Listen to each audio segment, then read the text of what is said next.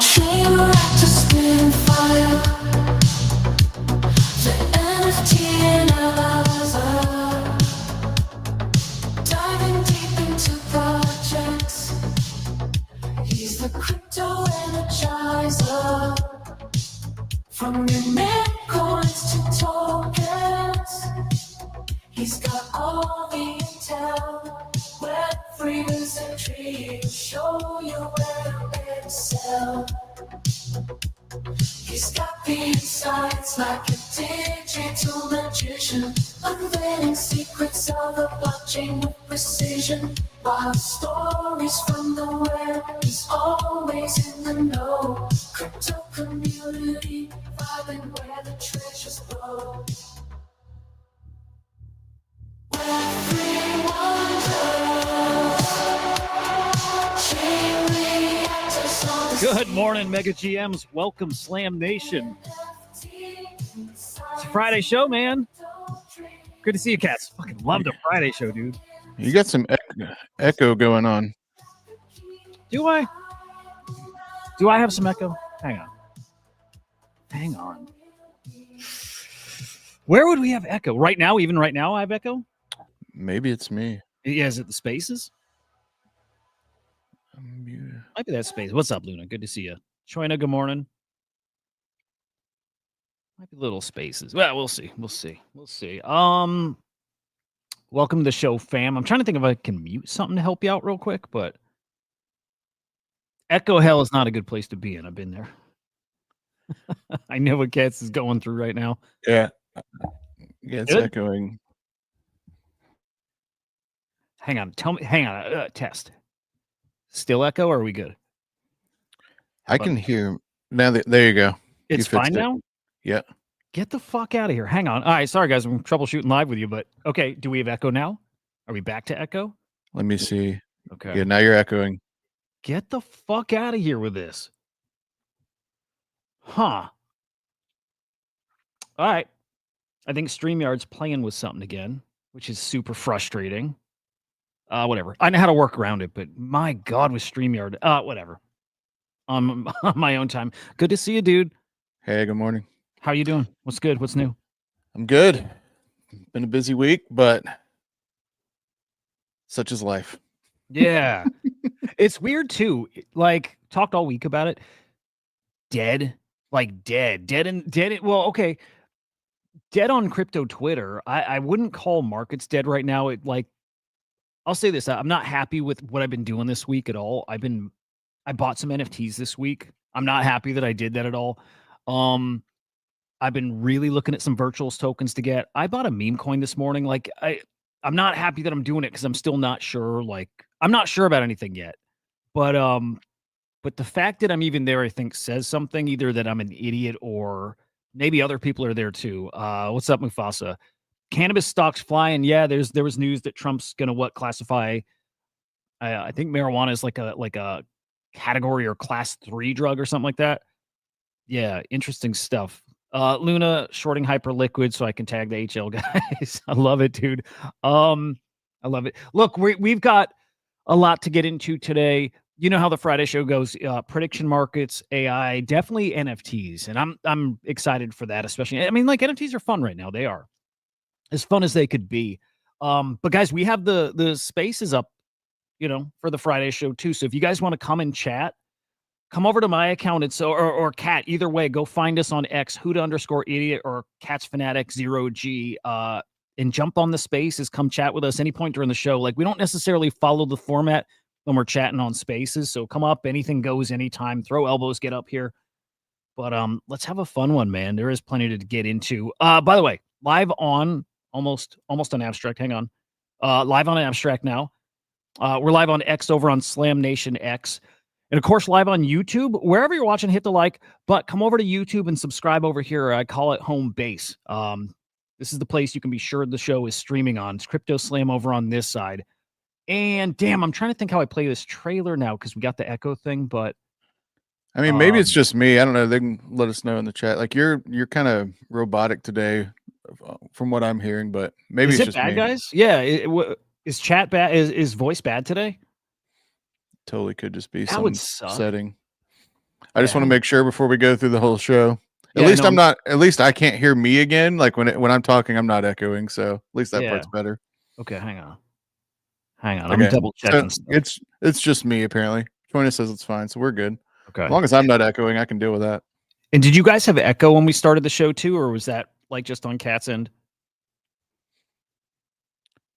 And either way, like whatever I did to fix it tells me like kind of what it is, but either way, whatever. All right. I'm only gonna play this, and I'm gonna say no comment. I'm not like I've actually been told don't say shit, so I'm not gonna say shit. Even stuff I hinted at over the past week, I shouldn't be saying anything, I guess, but so I'm just gonna play.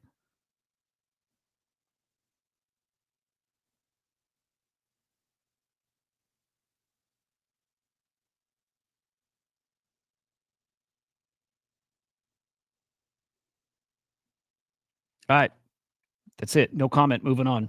I just want to say, so in the Slam Discord, I wasn't trying to FUD Scott, but he like pinned a post and he was like, "You all asked us and we delivered," and I was like, "No offense, but what are you delivering? Tell us more." So he at least deleted that part and just put the tweet, and I'm like, "Okay." Is this in TG?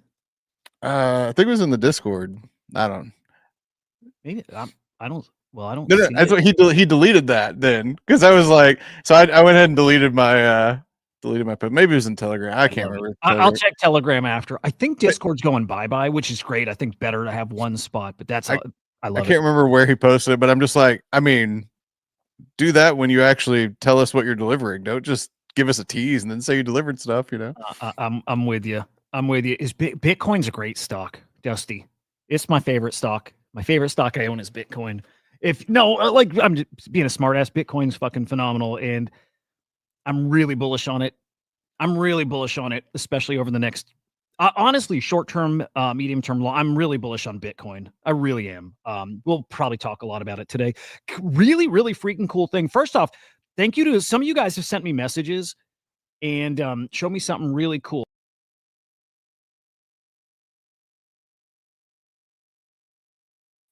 StreamYard is such a pain in the ass. Here we go. Now it's back to hearing how it was. You have echo again? It's just, I guess, on my end. They said it's good, so. But did you get echo right there? No, actually, whenever you just did that, it went away. Now it's back. You have echo right now? Yeah, you're echoing like crazy for me, but. Yeah, it's definitely a StreamYard thing because there's, I don't know. I don't have a fix for that on my end. That's all good. I hear you over and over again. All right, great. Double check your tabs. Like just make sure you don't have something open, I guess, but that's weird. Anyway, see if you can figure it out. I'll keep going here in the meantime. But okay, so Hudah mentioned this earlier in the week. He said that this account, this channel here is his number one. You know, you got the YouTube year in review thing, and he said this is his number one most watched like channel, show, whatever. Come on, it's like really cool. It's really cool for me to see. It's cool, like. Look, for me, it's still weird that people would tune in and watch and give their time and hang out and maybe are enjoying it. I hope so. Really cool. My buddy Musty, same thing today, sent me a screenshot. Most viewed channel of the year. I'm like, that's crazy. Because I go and look at mine and it's like, it's a cool thing. It's an honor. So I appreciate you guys who do tune in and you watch. And a lot of you, it's like every day. And look, for me, it's if it's every day or if it's once a month or whatever. I first time here, appreciate you guys hanging and watching and you make it fun for me. So thank you a lot for that. YouTube leaning into crypto. Weird little segue, but YouTube leaning into crypto. Creators now can get their payments here in stable coins. Wild.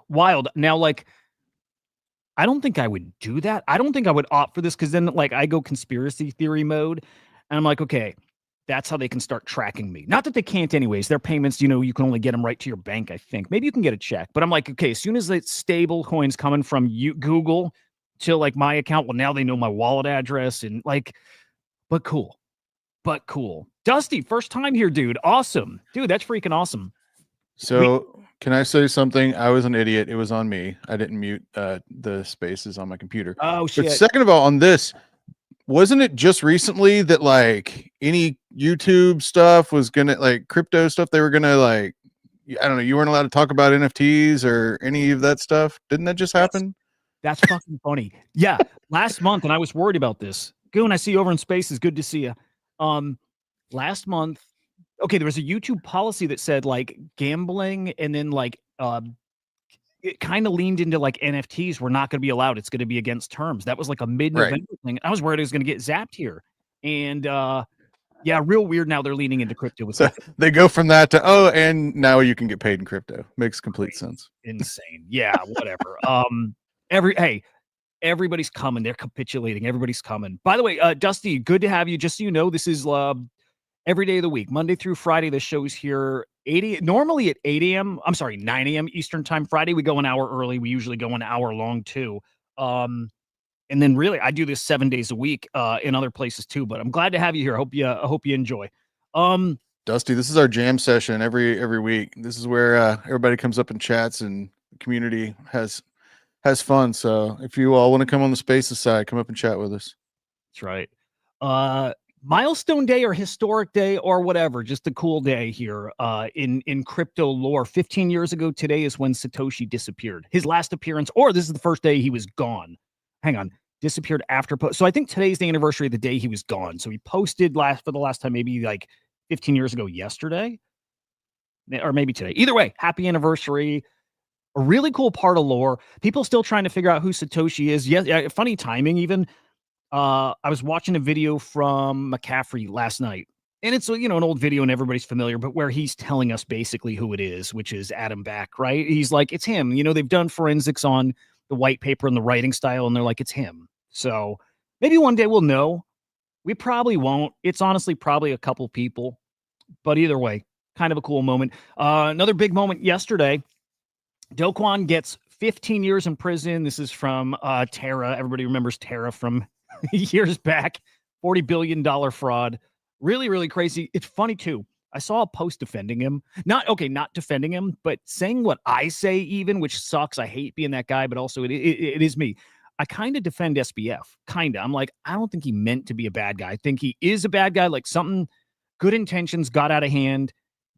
And then, I don't know, was like LARPing to save face or what. And I kind of feel the same here. Anyway, some guy posted very similar. He's like, I don't think the guy set out to scam people, but at some point when it was broken, he kept up a scam and he wrecked a lot of people. I think there was something like 16,000 people who declared bankruptcy after it. It was like, we're talking in the thousands who didn't just lose money, but actually declared bankruptcy after. So it's horrible and people's lives were ruined, and it's a bummer. And that happens here in crypto, but that's a milestone for us here today.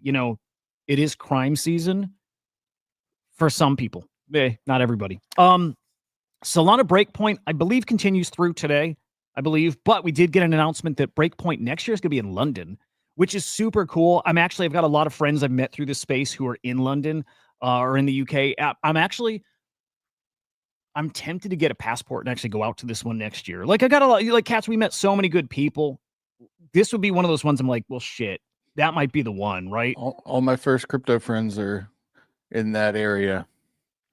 Thanks to Penelope's.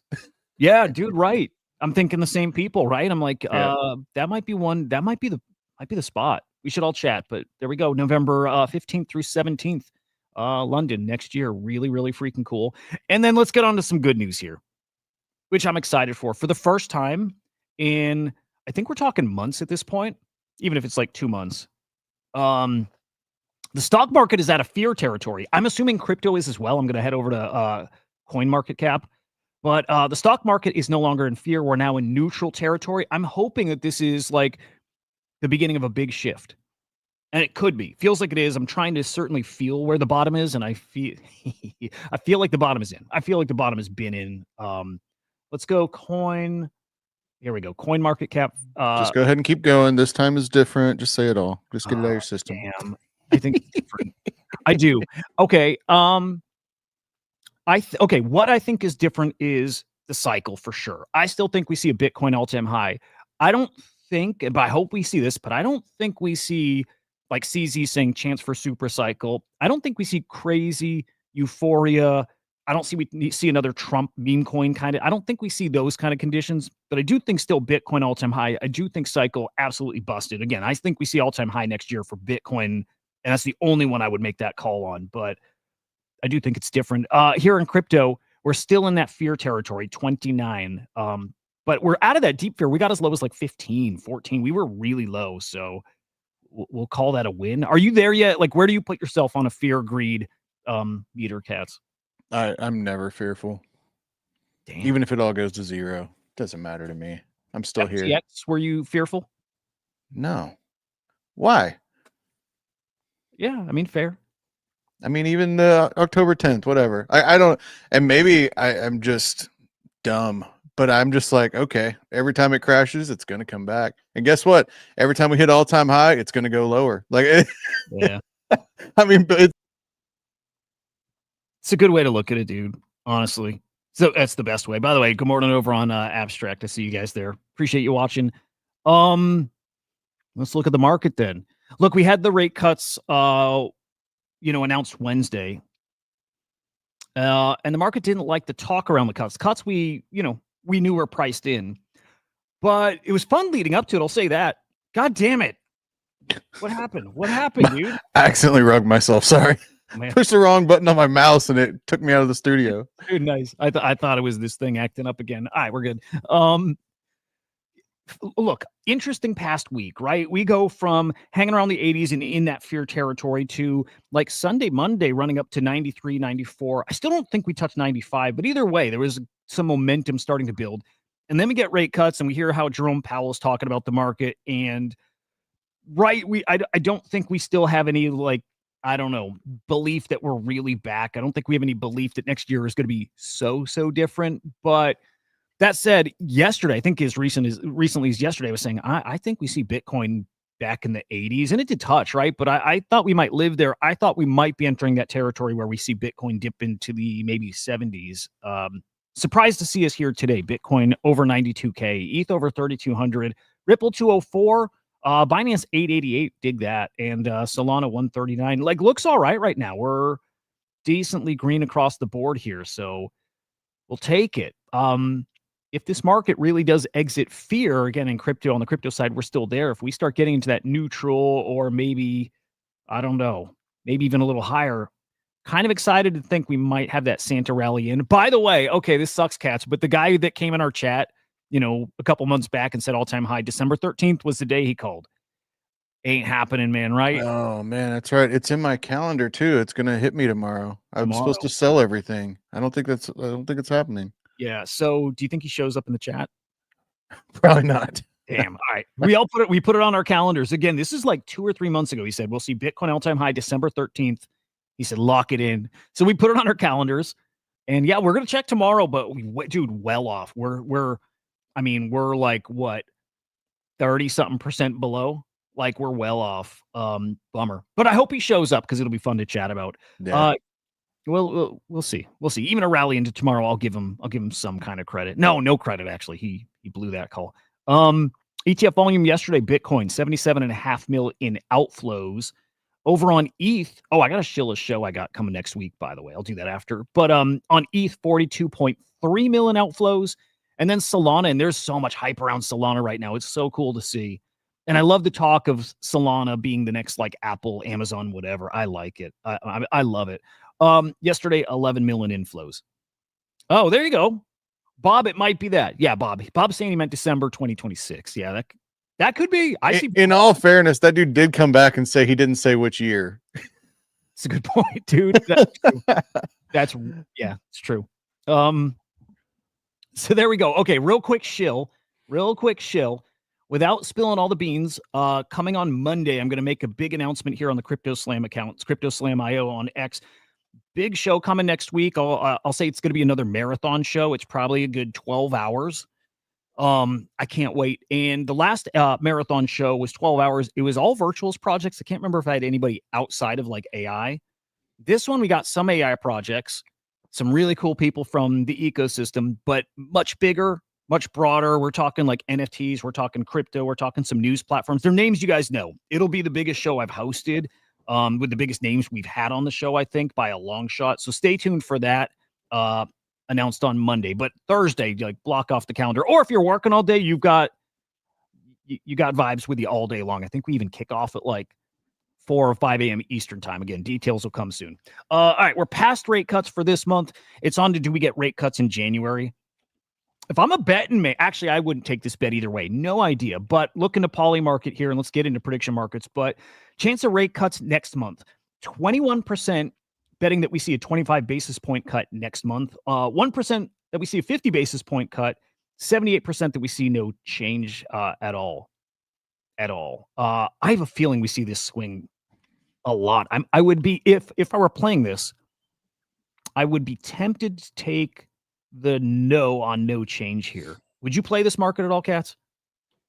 I honestly don't play those markets. I don't know enough about what the Fed's going to do. Yeah.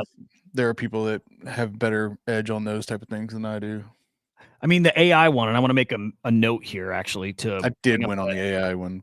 That's a good one, dude. Okay, we'll bring that up shortly, too. I mean, that was cool. The Time Magazine Person of the Year, that was a really cool market this week. Hang on. Quick note, because I want to bring that up. Let's see. AI Person of the Year. Funny enough, we have a lot of cool AI stories today. Yeah, I'm not going to play this. By the way, I just got the Polymarket app yesterday. They were offering free $10 if you, whatever, join by a certain date or I don't know, whatever. But officially got the app. It's nice looking. Do you have sports on there? Yeah. Dude, I got to go check. All right. Thanks for bringing that up.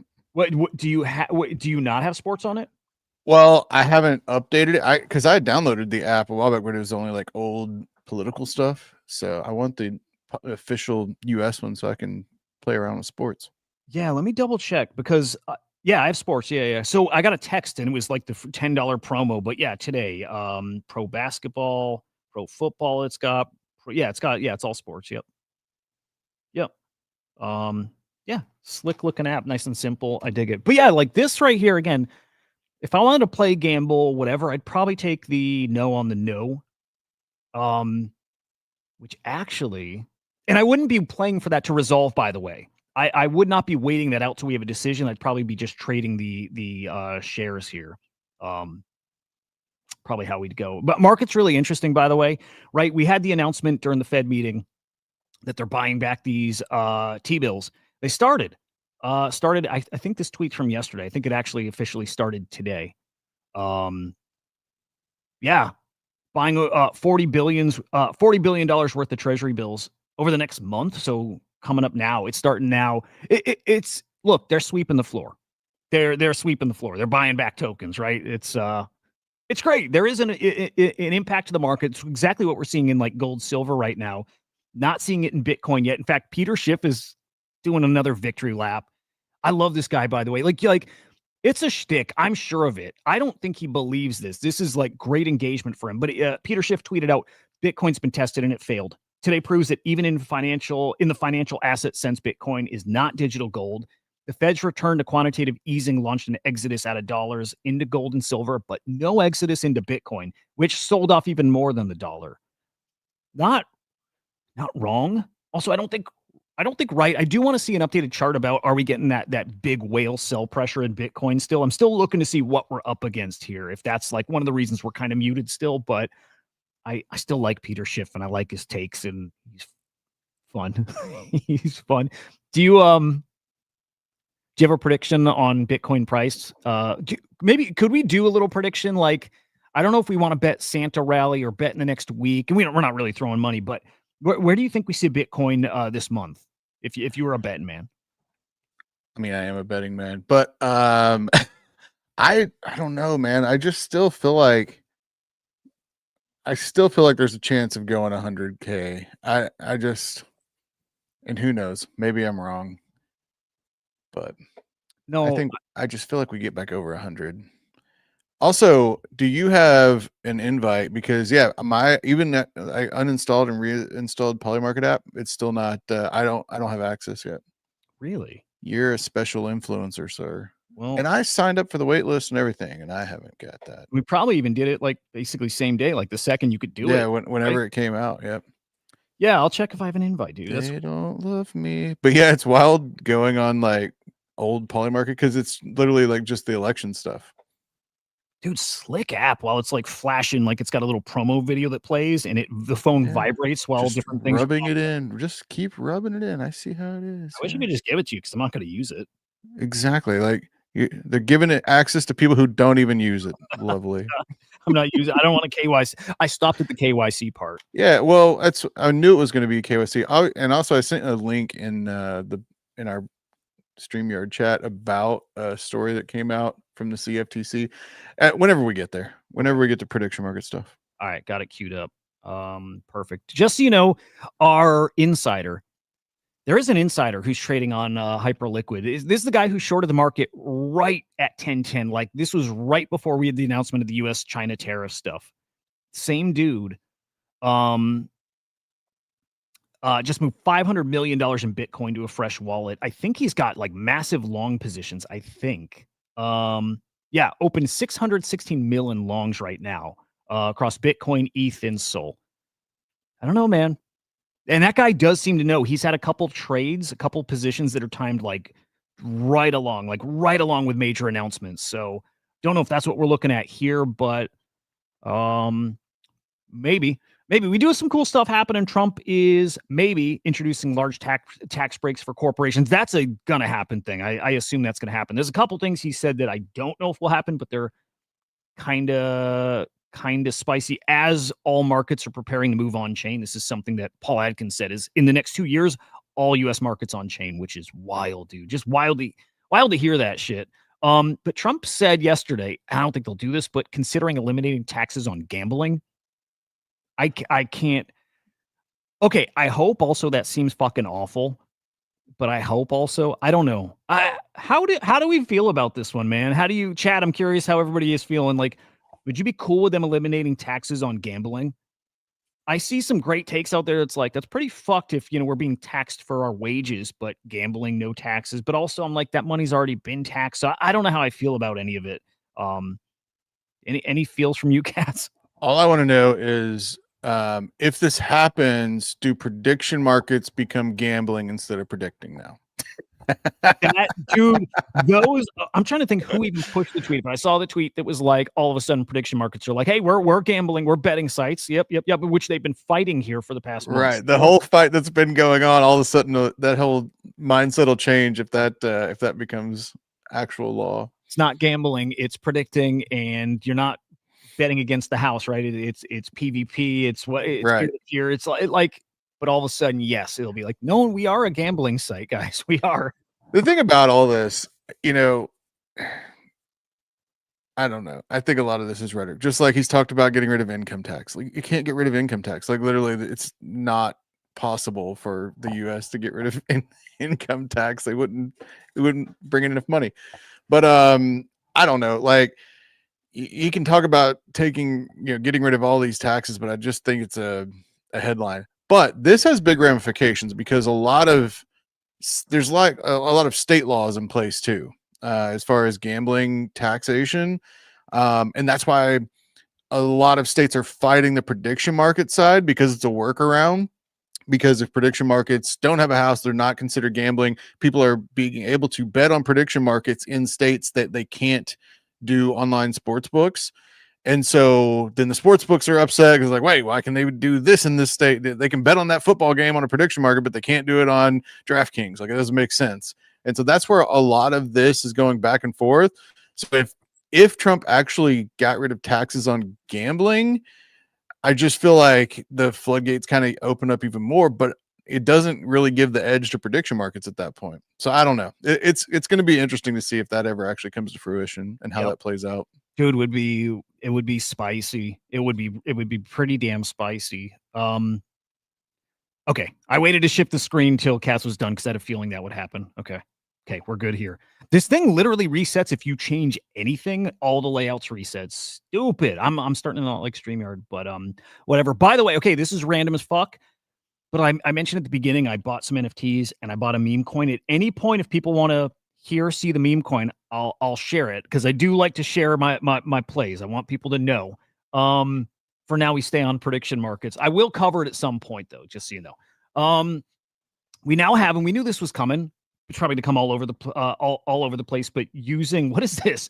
Your polymarket positions as collateral. Is that what that is? Yeah, it's exactly what it is. Gondor. This is on Polygon, which Poly market is too. But yeah, you can take your positions and borrow against them. I don't see how that ends well, man. And Luna, I did not buy 6-7, but you guys know the story where my daughter called 6-7 at like 50K, something tiny, because kids, they know this shit. I'd be retired right now if I listened to her. But yeah. Anyway, borrowing against a freaking prediction, a bet on a prediction. This seems like it's look, I'm sure Gondor has it set up where they can't lose. Maybe this seems stupid. Also, I'm all for do whatever anybody is going to let you do, go play, whatever. But I don't.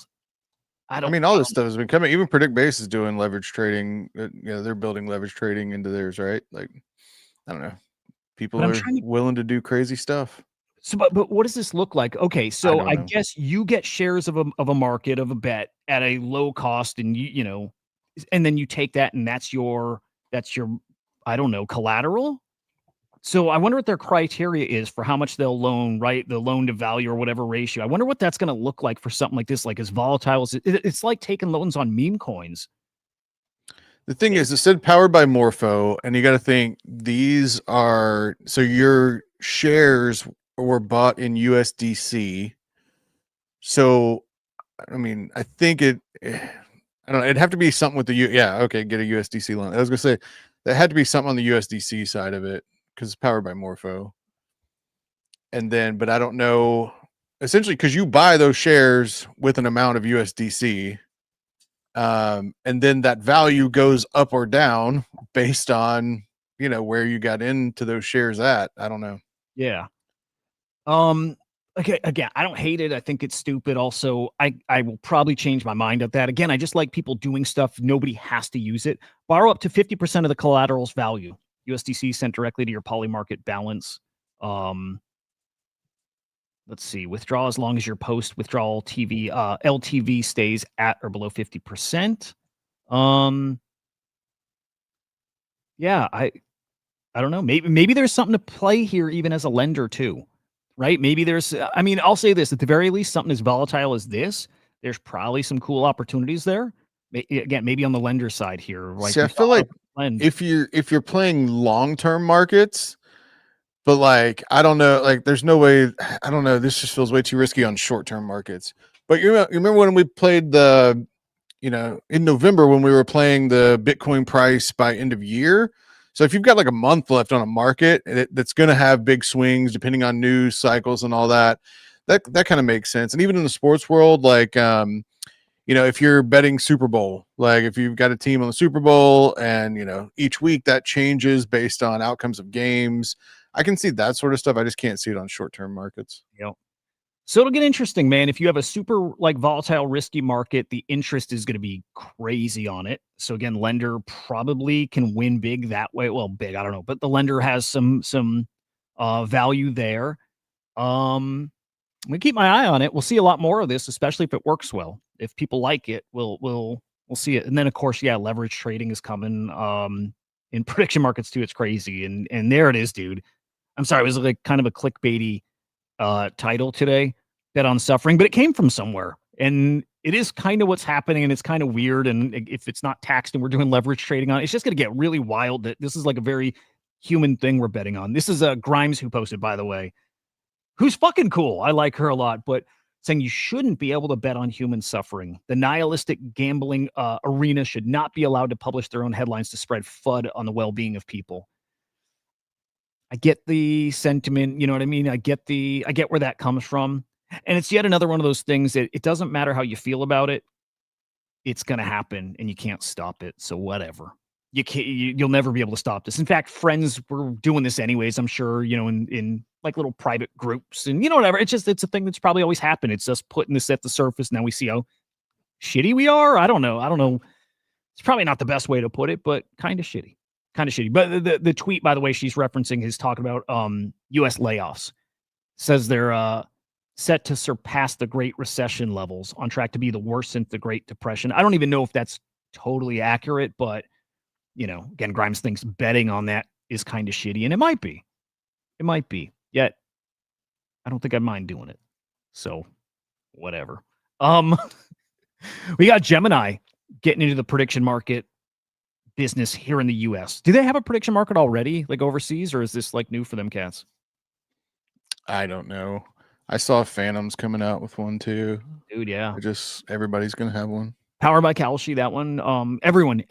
And if somebody doesn't have one, right, they'll find a partner that is powering a prediction market on their site. They'll be everywhere, which I do like. But yeah, Gemini gets a CFTC license to launch prediction markets here in the States. So it's another big one. I feel like I saw a Beanie tweet about this, talking about valuations. Like Gemini's valued at what? It was like $1 billion, and he's like, in Poly Markets, raising it, what, 13 bill. He's like, I think Beanie was basically saying you might have a play here with Gemini because of the prediction market thing. We'll see. But yeah, to what you were just saying, Phantom prediction market powered by Kalshi. So in the wallet, just like now with MetaMask, you see Poly markets there. Well, now in Phantom, you've got these Kalshi markets. Again, they're going to be shoved in your face everywhere. Funny enough, dude, I don't use them. I wonder if that's going to happen. They're just so common. They're everywhere, but I wonder if people are just going to be largely like not touching them. I don't know yet. I don't know. Do you feel like the adoption is going to happen the way we think? I guess it has to, but something's weird.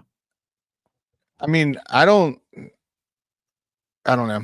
With all the wallet integration stuff, I don't know, because like any crypto user that's been using Polymarket, are they going to go to MetaMask to use the Polymarket? Heck no. Like they're going to use it on the website or on the app, whatever. Even for Kalshi, like I'm not going to Phantom to use it because I have the Kalshi app that I much prefer.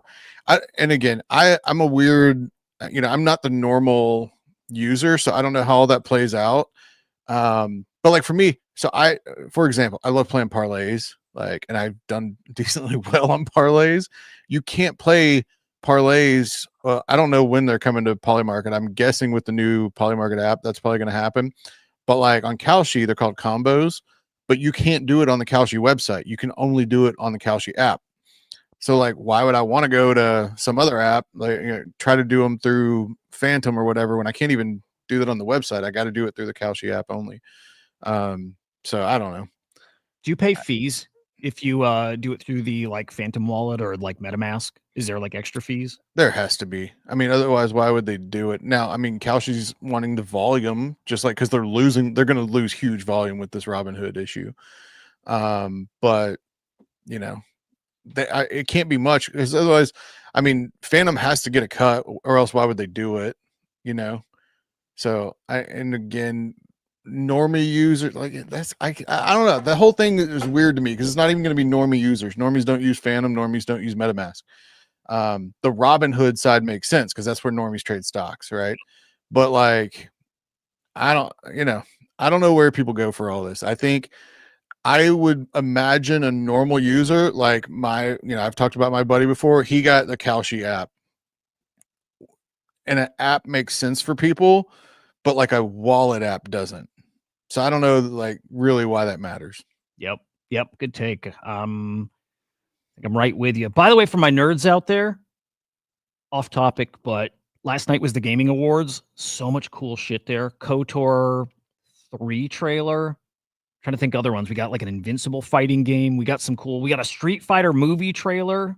There was some cool shit. And Expedition 33 won Game of the Year, which is wild little indie game. I know it's random as hell, but I think we got some other nerds here. I think so. It's kind of the crypto audience. And Supergirl trailer yesterday. Badass, dude. Cool stuff. Coinbase also, we know this is coming. Actually, they're going to reveal this next week. December 7th is the date they've been hyping up. December 17th, Coinbase is going to show off a whole bunch of stuff.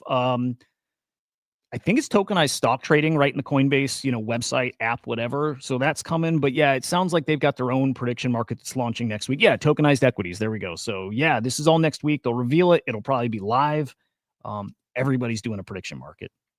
Everybody. See, and stuff like that, like Coinbase, like if I log into Coinbase and see prediction markets, maybe that's different because, again, like Robinhood, there are normies that use Coinbase that don't deal in dexes at all. Like if you have ever exchanged on a dex, like you're not a normie, right? you are deeper in crypto than the majority of people. But there are millions upon millions of people who have dipped their toes into Coinbase and like, oh, I own some Bitcoin because I bought it on Coinbase and it's still on Coinbase and whatever. If you've only interacted with a SEX, then you can still be classified as a normie. And so then if you see a prediction market on there and you want to get involved, maybe that makes more sense than the Phantom or MetaMask stuff to me.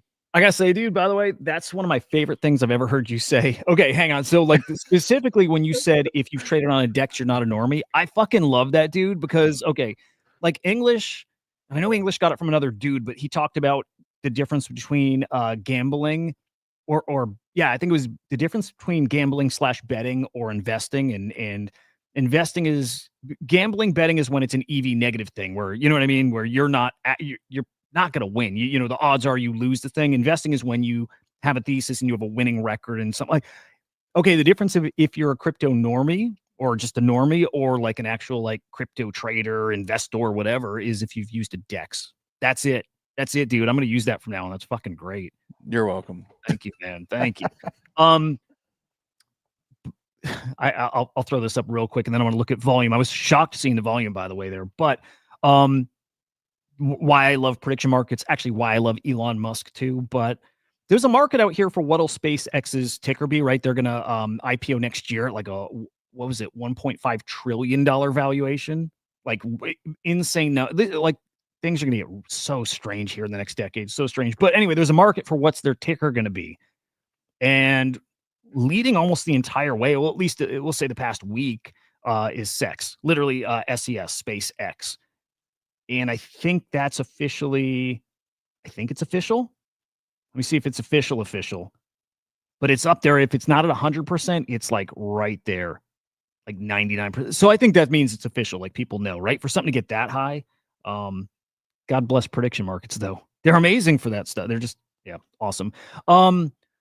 Taking a look at volume last week, checking the numbers. Again, surprised, not surprised, I don't know, but notional volume, another all-time high. This is 2 weeks straight of all-time highs there. So yes, all-time highs in prediction market notional volume.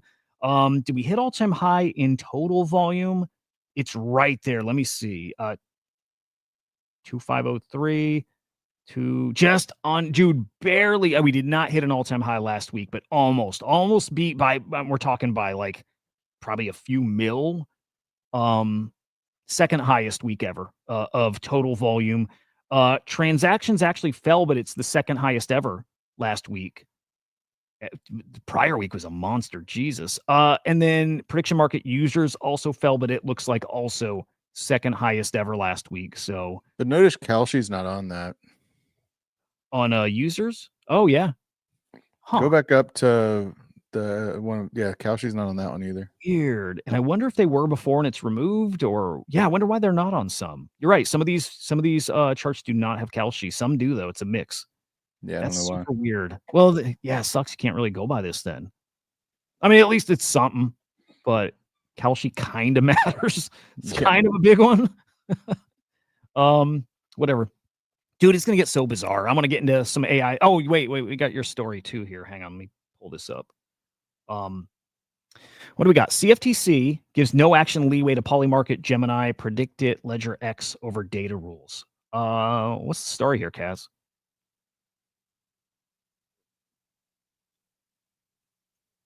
Oh, he went off screen. Just saw. Okay, CFTC granted the operators of Polymarket predict it, blah, blah, blah, permission to skip certain record-keeping requirements. Oh, weird.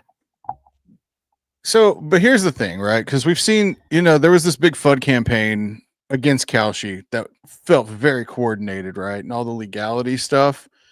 But again, like Kalshi was that first CFTC approved market. And like the CFTC's backing off all this stuff, and they're just going to make prediction markets, just give them all the leadway. So this is what we kind of talked about before. Like, why would they do this coordinated FUD attack when you're FUDing your own bags? Essentially, like, if Kalshi goes down, it takes down everybody. Like, because you're talking about laws. You're not talking about a competitor at that point. If the law takes down Kalshi, it's going to take down everybody. And all these, because DraftKings is having their, they bought whatever it was to have a CFTC, approved prediction market, and Polymarket just went through all of this effort to be CFTC, approved. So it just doesn't make sense to me why they would go after on the legal side that hard. But regardless of all that, this is like, well, we're just going to let this roll. Yeah, I'm trying to see what records they do not have to keep, but specific things here. Let me see. According to the no action letters, they're saying issuers must make sure that their contracts are fully collateralized at all times, only clear their contracts through their designated platform, publish all data tied to their contracts on their platform after they're executed, and otherwise conform to certain swap recording requirements. So what do they not have to keep record of anymore? I don't know if this says, or I just need to spend a little time and read through it, but interesting story. Huh. Man, fun. Regardless, fun. And it's a good point of the coordinated FUD is super bizarre out there. It's so bizarre. Man, we got some big AI stories out there. I was fucking around with ChatGPT this morning. And oh yeah, Moonship, Trump rumor, no tax on gambling. Yes, sir. Yes, sir. Which somebody mentioned in the chat too. I mean, crypto trading is that. So in a way, maybe no. I don't know if they'll classify just buying crypto as gambling, but that'd be cool. Anyway, the AI stuff is getting cool. Robotic stuff, cool. This is not a news story here, but I have on the screen basically a fully automated McDonald's in Texas. It just got me thinking of what life's going to be like here soon. And it is going to be that. I was trying to counter it. I was thinking of like, okay, this McDonald's, by the way, it's got humans behind the scenes preparing food, but like serving it to you and taking your order and checking you out is all automated. No human. I hate this. Like, why? Okay, first of all, I know you don't leave the house, but if you've experienced AI at a drive-through yet, it is horrible. So Wendy's is AI. I don't know if you know, like, have you been to a Wendy's? Some of them are. Yeah, my wife told me she went through and they had it for a minute and they took it. It's gone now. Dude, I wanted to pull my hair out at Wendy's dealing with the damn AI. And yeah, so anyway, I don't like the user experience. I'm sure it'll evolve. I'm sure it'll get better, but I'm just like, I just need to talk to a human, please. Because well, keep going. I need to be specific on what my son wants on his cheeseburger, and you are not listening to me. Yeah, dude, it can't waste your time. The whole thing goes down the toilet if it's taking more time. It's supposed to be the opposite, right? Like it's got to be quicker, faster, easier, more accurate. It's supposed to be all those things, and I'm not sure it is. To your point there, it's not. It's why they scrapped it at a lot of these locations. So I was thinking about this though. And I'm like, are these even profitable? Because I'm like, it looks like if you see the video, guys, it looks shitty, like cold, empty. It's not very welcoming. I'm like, dude, I might even avoid that store, maybe. And I'm like antisocial, but I might avoid that for some reason. I might. But then I was like, okay, when I did commute down to Chicago and I'd get in the train station, we had an Amazon Go store right there, which is a little different, but it's essentially you walk into it and it registers you through your phone. You don't have to even take your phone out. I don't think you just walk in. It somehow, do you scan your phone? Oh, you do. You do actually walk through and scan like a QR code, but you just walk in, take anything you want off the shelf and walk out. There's no checkout. There's no anything with a person. And I liked it, but I was curious if it's actually been profitable. I'm just trying to get a sense, are people going to stay away from the things that have no human interaction? I did some research and they are profitable. They're actually more profitable than a standalone store that's, human cashier kind of thing. I'm trying to remember why they haven't scaled it. Oh, the story was Amazon has found that the tech is worth more. They're just licensing out the tech to do it to other like convenience stores and chains and whatever. But I was trying to disprove or prove that this wouldn't work, and all I did was prove to myself it would. That the fact that the Amazon Go shops actually do very well, like better than if it were a regular shop. So it's interesting, and this is where we're heading. I think no matter what, it's where we're heading. What's weird to me is I can see the shopping side more than the restaurant side, just because like I don't want people like if I'm gonna. And I don't really go to a store to go shopping, if I'm being honest. But if I'm at a store, I don't want the person coming and talking to me. I just want to look at what I want to look at. I want to get, and like if I'm able to not even go to the cash register and wait in line, and I can just grab it and go, like that seems really appealing versus the opposite of customizing an order at a restaurant. But that's just me. It just has to be. It has to cut your time out. It has to be easier. That's it. It'll work. And we've seen that now. Even when we talked like a month ago about, what was it? Like DoorDash. People pay more and they get shittier food because you're going to get it cold usually, but you do it because it's just easier. It's just easy. Just click, click, click. Your thing's there. Just yeah. Sir Billy, good morning, man. Okay, now about the accuracy though. Okay, this is cool. I mean, actually shitty, but it's not cool at all. We're back to like the LLM arms race, which it's not like that stopped, but publicly we get these little phases in AI where everybody launches their new models and they're one-upping each other. And we just had like Gemini recently was like the one, and what was the one like last week that all of a sudden was like the new one? It was the Claude. Claude. People are saying the new Claude release was fucking phenomenal. So ChatGPT then feels the fire, and they got to rush to get GPT 5.2 out, and they did. They launched it yesterday. So I've been meaning to play with it. Saw a tweet this morning of somebody asking, this is so ridiculous, somebody asking ChatGPT how many R's, letter R's are in the word garlic. And it replied back that there's, I think it replied to him that there's 0. And I thought it was a fake screenshot, right? So I went to ChatGPT and asked the same thing. I said, how many R's are in garlic? And it told me there's 2. This is like, it really did. How many R's in garlic? Garlic is 2 R's, both silent, obviously, because English is a well-designed language. So being a smartass, but it gave me what it thinks is a real answer. 2 R's in garlic. And so then I reply, are you kidding me? And it says, yes, garlic has 0 R's. So it already has changed its mind and is wrong on the reply. If you want the actual letters, garlic has 1 R. So it got it right. Except it doesn't, because it's garlic and it puts each individual letter. So now all of a sudden wrong again. And then it replies, nope, caught myself. Garlic equals garlic actually does have 1 R. So it finally gets it right after like 3, 4, 5 attempts for something that simple. I don't know I don't know how much easier a request you could throw it at an LLM, and to have it get it wrong. I'm actually, so I use it every week in my newsletter. I use it in my prep. I'm really worried for how much extra time I'm gonna have to spend next week and double check everything. And I only use it to spell check and check grammar and punctuation and that stuff. But I have a feeling it's going to get so much fucking wrong. And I don't know if it's this new model or what, but apparently it's horrible. And my very first interaction with it was so stupid. This is not a bullish sign if you use it for spell check. I can't think of worse. And then again, I think of how AI like processes it, and I maybe can make it make sense. It tries breaking things down like that, and maybe it breaks it down in chunks where it did count the R twice or something. Like, but it's stupid. How in the world do you trust something like that gets something so simple wrong? It's a bad sign. And then if you think the robot AI thing is going to take over, it's probably further off. Like it's not great.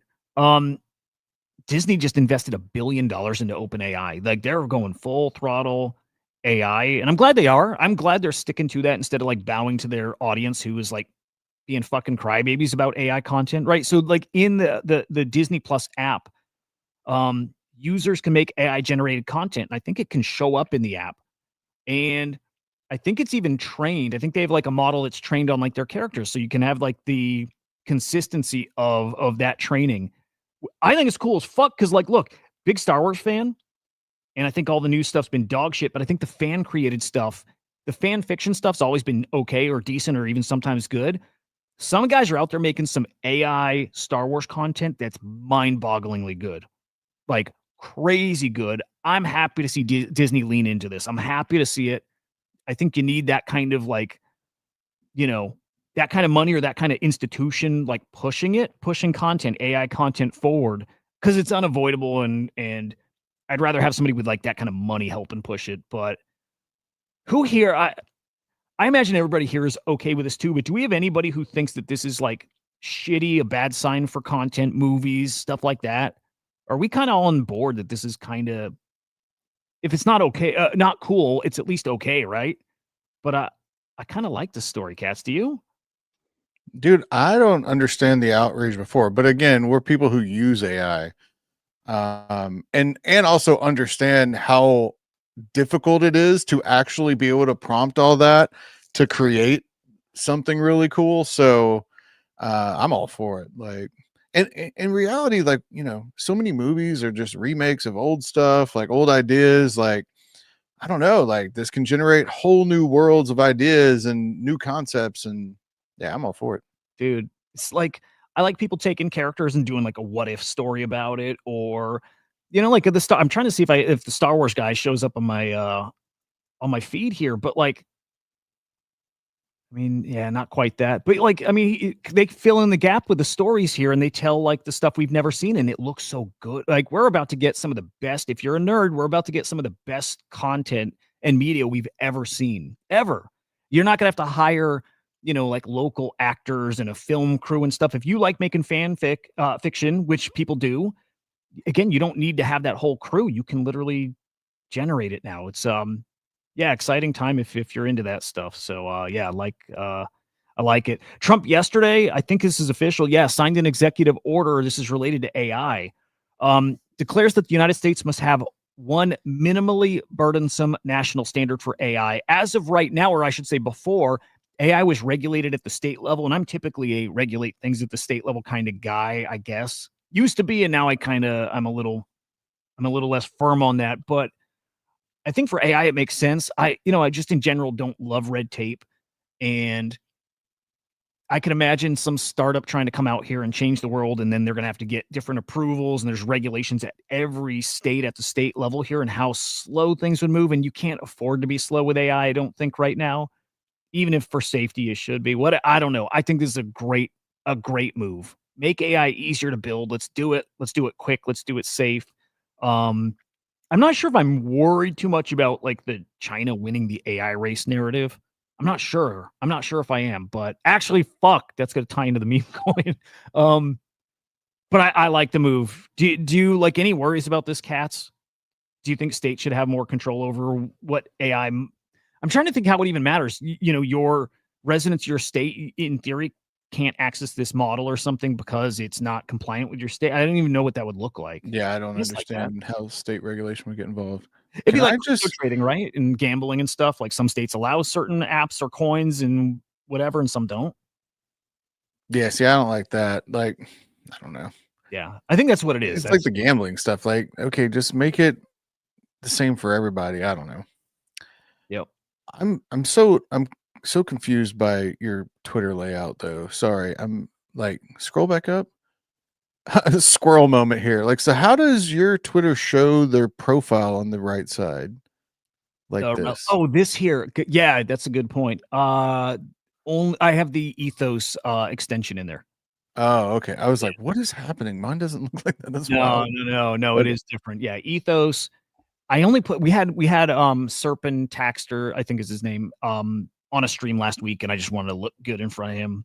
I'll probably remove it, but it is useful, so it's pretty cool. Okay. Sorry. Squirrel. No. It's good. It's good. Squirrel. It's fucking great. Okay, I'm gonna show the meme coin. I'm gonna show it. Before you do that, since you were talking about AI, I put another story in there. Did you see Target and Walmart getting into AI? Oh, dude, sweet. Let's do that. Just talking about the holiday season. Okay. AI shopping could drive. Wow. Oh, that's funny. That number. We got a number close to that. I'm gonna be talking about here soon. AI shopping could drive 263 billion in holiday sales. Walmart and Target are racing to get in. AI. So okay, this is back to what we've been waiting for. AI. Yeah. And as I said, they're going to use ChatGPT. Essentially, what they want to do is, if you're searching anything in ChatGPT, they want you to ship it to, like, they want ChatGPT to direct you to Walmart or Target. Yep, dude. So I played with this back when they launched that agent mode on ChatGPT. You can tell it, like when I was keyboard shopping, I was using this stuff. You can have AI trying to find you products, and I think it's at the point where it can check out for you, I think. And if it's not there, that's where it'll be real soon. But yeah, we saw, I think it's within 5 years, they're expecting like, God, this number sounds crazy. So maybe I'm wrong, but maybe I'm not. They expected like $30 trillion worth of money or sales to be done by or influenced by AI. So yeah, agents or LLMs directing you to products or actually going and buying them for you. And that can be anonymous or that could be at your direction, and you're piloting it through. But that's happening now. That's literally happening where AI is part of your like consumer process. Fucking crazy. Yeah, cool stuff, man. This stuff I like. Again, if it makes things easier, faster for you, if it helps you find good products faster and makes the checkout, all of that, I'm all for that. But now it's a race to get your stuff discoverable by AI. You know what I mean? If it's maybe it's gonna be harder for you to break in. You know what I mean? If these things just go to Walmart, it's like I go to Walmart to check first, and then I go to Amazon. Or like maybe it's harder to get your stuff found, or maybe not. We'll see. Interesting. Okay, I'm gonna tie the meme coin thing back to this. Don't buy it. I'm just saying. But again, I like to share anything I do, and I don't do much. But okay, I was talking about China AI race, whatever. Okay, the meme coin I bought is kind of in that vein. Okay, it's actually funny as shit. This launched on Pump Fun yesterday. It's called, is it Milu? It's Milu. This is like maybe I should find a better version of it. It's a a physical like doll that is powered by AI. It actually talks to you and it listens to you, and it's basically Chinese propaganda. It'll scold you if you say something that's against the rules there. And I wonder if it can report you, something like that. And there was like a semi-viral tweet about it. The bet for me on this meme coin, this comes from a certain someone who's been great with memes, is that this catches on, that this goes viral, and that some of the big names in crypto Twitter are going to talk about it because it's a spicy story. That's my bet. Bought it this morning, something like 20 or 25K market cap, and it's right there right now. It's tiny, and I think it's dead. But that's I'm going to, just because I need to feel alive a little bit, that's it. I'm rolling the dice on this thing. Whatever. $50 in it. Let's see what happens. So there we go. That's the meme coin play. And I expect it to be dead today. We'll see. We'll see. Instant rug now. It probably. Almost definitely. We'll see. Maybe we wake up tomorrow and we've paid for Christmas or something, though. I'm fucking hoping. All right, let's look at the AI tokens, dude. It's been, am I wrong, or has it been really fucking slow in AI? Like really fucking slow. You're not wrong. Okay, to the point where I'm like, I must be so unplugged and missing some, like, I'm not paying enough attention. And I am, by the way. I look every day. I'm always like, all day I'm looking, I'm watching it, and I'm like, my algo shit, or I'm not doing it right. But no, I think it's that slow. I don't like it. Your algo is also shit. Everybody's is. Dude, it's brutal. Actually, there was a post. Okay, I don't know if this is true or not. ICOB said it's not true, but somebody made a post yesterday saying, if you say GM, those kind of things are now throttled. They said crypto posts are throttled now. Very specifically, crypto posts are throttled. Yeah, I saw a big, and I mean, it got a lot of traction. I think I sent it to you about all the specific, like, I don't know. I feel like it's right. But essentially it was funny because it was essentially talking about how Grok is, now that Grok's in charge, it's essentially cutting all that out. Yep. Well, so the one I saw was a bigger tweet than this. I don't actually believe it, though. Even though I only fired off a couple tweets recently and they don't get any push at all. Like I had one mentioning Pudgy Penguins. It got nothing. Like I'm talking like 100 impressions, like nothing. But I don't think it's that, dude. I know people are trying to like find the reasons why the like views and impressions and all those things are so low. I don't think it's that. I think it's everybody's away. And I know, because I have gotten very used to feeling out engagement from doing streams every day. So I can feel it on YouTube that views are way down, and I can feel it on X that views are down, and I can feel it like I stream in a lot of places. So I think, I don't think it's anything. Maybe it's a little bit algo, but I think it's mostly like time of year. Yeah, it could be. I sent you the one I was talking about. Sorry, I guess I didn't send it to you before. Yeah, let's see. Just in the private chat. Got it. That's the one.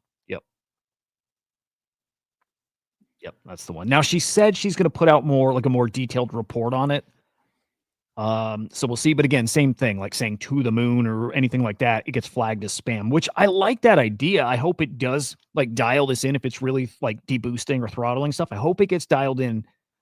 So we'll see. But like ICOB said, he's looked at his numbers and it's all the same. He hasn't seen any change, but he's also a master at this shit. So he's, it's all the biggest thing to get your engagement up is replies. It's not likes. It's bookmarks, likes help, but it's like replies are what keep it in the fucking, like, I don't know, launch pad wheel, whatever. I don't know. But yeah, you need replies on the thing. Otherwise it does die. So yeah, we'll see. AI tokens at Jesus Christ with this site, 6.03 bill in the past 24 hours. It shows down 99.5%. That's because, like we saw yesterday, they had $1 trillion token here. It's just like the site's so buggy that but maybe that one wasn't the site. Maybe that was like bad tokenomics for a token, but I don't know. This site's always issues here. Our top agent tokens. Hang on a second. Okay. I was going to say Solid cannot be the top token. It's not. There we go. Fart Coin's on top here. Getting close to 400 mil again. So it's Fart Coin on top. We followed by Tibber, Rect, Toshi, and Elk. Oh, I can't wait to see how Pippin's doing for Mike Bennett. Not bad. Over in Infra, it's FET, Virtual, DCAI, Pippin, and IOTX. Still wouldn't mind shorting Pippin. And DeFi, it's Venice, Cortex, AI Tech, OLAS, and Banker. Pippin's crazy. I'm stuck on that. And mindshare-wise, it's TheraQ or TheraIQ, Warp, Fartcoin, Elsa, and Cookie. Pippin's right below that. Over virtuals. Pippin's nuts, dude. I'm sorry, Mike. GG's, man. Zober. China has WeChat. What shall Elon create for X? Yeah.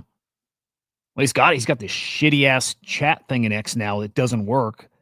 Chat is who was it? I've been sending all kinds of messages to get people on the show, and so many like no replies. And I know people are at conferences too, but Confusion messaged me yesterday. He's like, dude, your chat didn't show up for 2 days. It's awful. It's all broken. I hate it. Anything on virtuals you're excited about right now? Let's say in the past week since we last chatted. Any new launches that got you feeling any kind of way? I honestly haven't looked at many launches. I can probably just tell you there's nothing that you'll like here. Yeah. Fuku was the last, decent launch, and like the deal. Fuku, before that, Repo, which is a monster. Still 23, almost 24 mil FDV.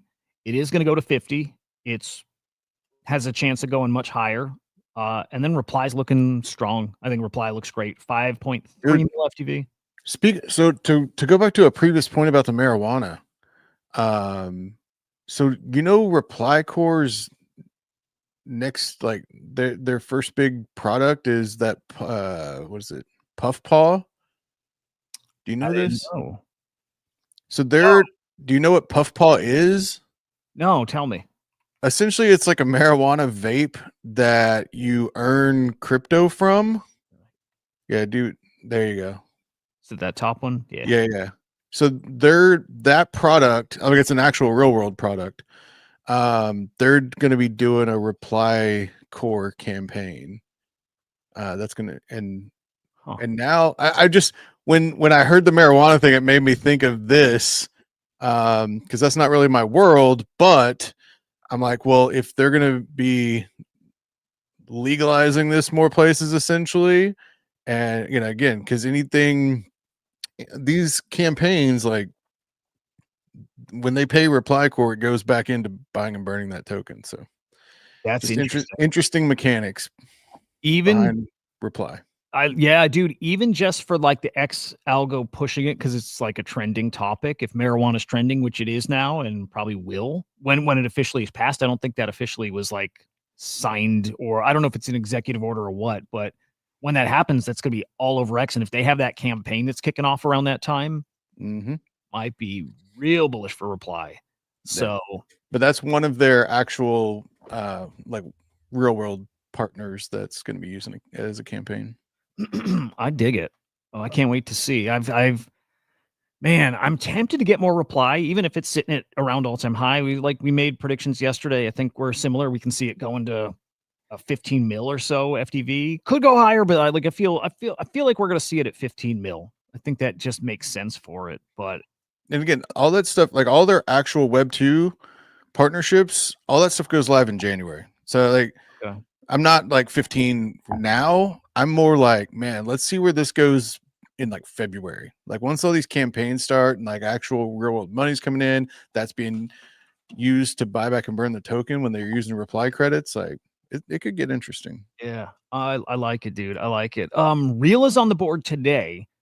Real is the only thing. Actually, there is something new. Neox. I'll peek at that in a minute. But okay, not counting Neox because I don't know anything about it. Real is the only thing on the board that I think is actually interesting and is not like a total nothing burger. I don't think it's gonna be crazy. I don't think this is gonna be super hypey, but it's not gonna be nothing. This is not gonna be a sub 100K token. I don't believe, only because this person already has a token on Solana, and it's been, I think, as high as like 30 something mil. And that was when things were really spicy. But more recently, 500K or so, up to 600 or 700K. Like it's done fine. And this person has a community, and this is actually a real like tool or platform or product. It's music generation, video generation, and somebody who just has done it. Was covered by New York Times at one point, right? I saw that article, and the content, the music's actually really good. And then when we looked at the artist's X account, crazy followers too. Like it's very, very legit. So that said, I think this will do fine. I think you might have a play here, and I'll just keep saying might. I just think this will not be zero. This is not going to be 30K or 50K. I think we'll see this at a few 100K, and like possibly because all their Solana holders are getting some token. Maybe if they want to support, they buy it and we see it higher. So, or maybe they dump their free tokens. We'll see. But, Can I just say that's why I'm not interested in virtual launches right now, because of what you just said. Oh, this one might not be below 100K. yeah, dude, it sounds shitty, doesn't it? Like Yeah. that's the state of the current virtuals launches, is like, oh, we might have one that goes over 100K and stays there. When you put it like that, it sounds so stupid. Like, And what are we doing? And can I, and again, so I still really think virtuals has a massive future. Like, I don't think they're going anywhere, but just the launch pad right now, like, it's just where we're at in AI tokens and all this stuff right now. And everybody's question, like, why do we even need these tokens? And we should be, because, I ask that constantly. But another barometer for me is, obviously I watch your show every day. I tune in to Will and Goon every episode. And what are you noticing right now with these major shows? What was the last founder of a new token launching that you had on? I mean, it was Fuku, but like, you don't, like, on these shows, you're not seeing founders on there because there are not big projects launching right now. There are very few. Whereas before, I mean, sometimes we'd have every day of the week you had a new founder on. I mean, you know what I'm saying? Like, and so right now that's not a thing. That's why I'm not paying as much attention to it, because now if I see a founder come on your show, talk about it, it gets me interested, then I do research, but it's just like right now I'm just like, it's not there. It's a really good point. The founders are nowhere to be found. They're not. The founders are vapor right now. And the only ones that are legit are the tokens that have done well. And it's correct. Yep. Interesting, dude. I hadn't even thought of that. Again, like what I was saying before is like, I feel like I'm unplugged or something. And I'm like, well, why haven't I had a guest on? Like, I'm fucking up here. But no, the reality is it's because I'm looking through and there's nobody. I want a platform for everybody, but I like none of these. I don't want to say deserve it, because that's not the way I do this. I'll give everybody the platform, but like you know what it is? I'm more worried that these are scams. I'm not sure what's a scam and what's like just bad marketing and bad whatever. So I'd rather not make a mistake. Some of the community talk, and again, like, I don't know if Goon's still listening, but like, they've done a good job at talking about this. The problem right now on virtuals, as far as launching, is there's too low of a barrier to entry. It costs 100 virtuals. It's not even $100 right now to launch a token. Like, anybody can launch a token with $100, and you're not really having to get vetted. Like, so anybody can scam a token and throw it up there. That's not great. I mean, that's what pump fun is. So it's either, and they're not going to do any vetting process, and that's kind of their thing. Okay. But then you need to make a higher entry. Like, you need to create some barrier to where just not any scammer can launch a token.